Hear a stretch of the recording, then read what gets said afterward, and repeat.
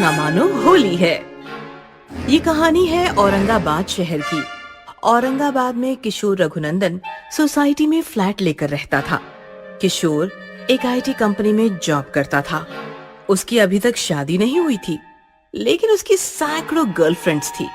Online chatting के जरिए किशोर बहुत सारी लड़कियां जाल में फंसाता था और उनके साथ एंजॉय करता था। एक रात की बात है, किशोर अर्पिता नाम की लड़की से कॉल पर बात कर रहा था। क्या यार अर्पिता, चैट और कॉल कर करके मैं बोर हो गया हूँ। कल रंग पंचमी की छुट्टी है, अच्छा मौका है, आ जाओ फ्लैट पर। ठीक है, कल तुम्हारी सोसाइटी के बाहर तुम्हारा वेट करूंगी। ये सुनकर किशोर खुश हो गया। हाँ हाँ आ जाओ, मुझे बस तुम्हारे रंग में रंगना है। तुम्हारे सिवाय मैं किसी से रंग नहीं लगवाऊंगा। चलो मिलते हैं कल, गुड नाइट। ऐसा कहकर किशोर सो गया। दूसरे दिन की सुबह हुई। किशोर नहा धोकर अच्छे से कपड़े पहनकर तैयार हो गया। तभी उसका मोबाइल बजा। हाँ अर्पिता, बस 2 मिनट में आता हूँ। ऐसा कहकर किशोर बाहर आया तो सोसाइटी के बच्चे होली खेल रहे थे। ये किशोर भैया को रंग लगाओ रे। ये सुनकर किशोर घबरा गया और उसने बच्चों से झूठ कहा। अरे अरे नहीं नहीं, मुझे रंगों से एलर्जी है, प्लीज मुझे रंग मत लगाओ। क्या भैया, सारा मूड खराब कर दिया। ये चलो रे, किसी दूसरे को पकड़ते हैं।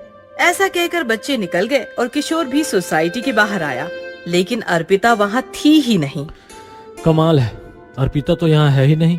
किशोर ने अर्पिता को कॉल ट्राई किया, लेकिन उसका मोबाइल स्विच ऑफ आ रहा था।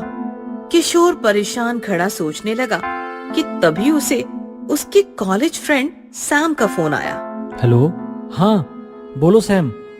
हैप्पी होली भाई। हैप्पी होली सैम, कैसा है तू? मैं ठीक हूँ, तू आ रहा है ना आज मेरे यहाँ? एंजॉय करेंगे। हाँ शाम को आता हूँ तुम्हारे फ्लैट पर। अरे यार शाम को नहीं, अभी आ जाना। पिछली साल की तरह और कोई नई आंटी पकड़ लेंगे रंग लगाने के बहाने। याद है ना पिछले साल वाला रेशमा आंटी का कांड, कैसे जबरदस्ती रंग लगाया था उनके फ्लैट में घुसकर। वो कैसे भूल सकता हूँ यार, कितना जोरदार चाटा पड़ा था मुझे। वैसे वो रेशमा है कहाँ? उस दिन के बाद जैसे गायब सी हो गई। किशोर ऐसा बोल ही रहा था कि अचानक कॉल कट हो गया। किशोर ने दोबारा सैम का नंबर ट्राई किया, लेकिन सैम का मोबाइल स्विच ऑफ था। अब इससे क्या हो गया?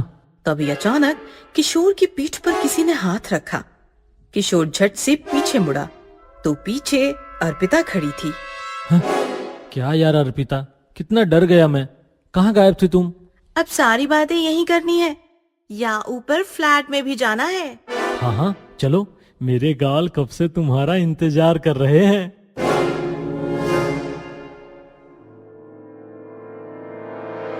ऐसा कहकर दोनों लिफ्ट से होते हुए फ्लैट के अंदर पहुंच गए। तुम्हारी पिचकारी तैयार है ना? आज जमकर होली खेलनी है हमें। ये सुनकर किशोर उतावला बन गया और अर्पिता की तरफ बढ़ने लगा कि तभी उसका मोबाइल बजा। या सैम भी ना। एक मिनट अर्पिता। हाँ सैम बोल। व्हाट? कब? कैसे? किशोर ने जब कॉल कट किया तब वो काफी सदमे में था। क्या हुआ? अर्पिता, मैंने तुम्हें सैम के बारे में बताया था ना, उसकी सोसाइटी से कॉल था। सैम का मर्डर हो गया है, पता नहीं कैसे। 5 मिनट पहले तुमसे बातें कर रहा था वो। तभी अचानक किशोर के गाल पर जोर जोर से खुजली होने लगी और किशोर बेहाल हो गया। ये क्या हो रहा है यार, मैं वॉशरूम होकर आता हूँ।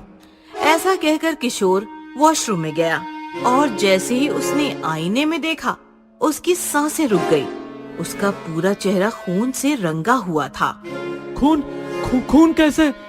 तभी उसके कानों में एक डरावनी आवाज गूंजी, बुरा ना मानो, होली है। कौन?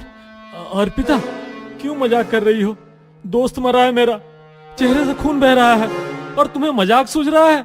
अर्पिता नहीं, रेशमा।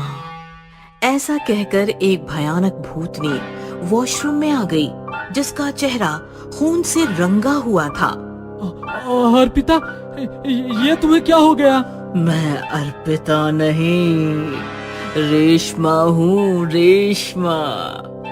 वही रेशमा जिसे 1 साल पहले सैम और तुमने मिलकर फ्लैट में घुसकर जबरदस्ती रंग लगाया था।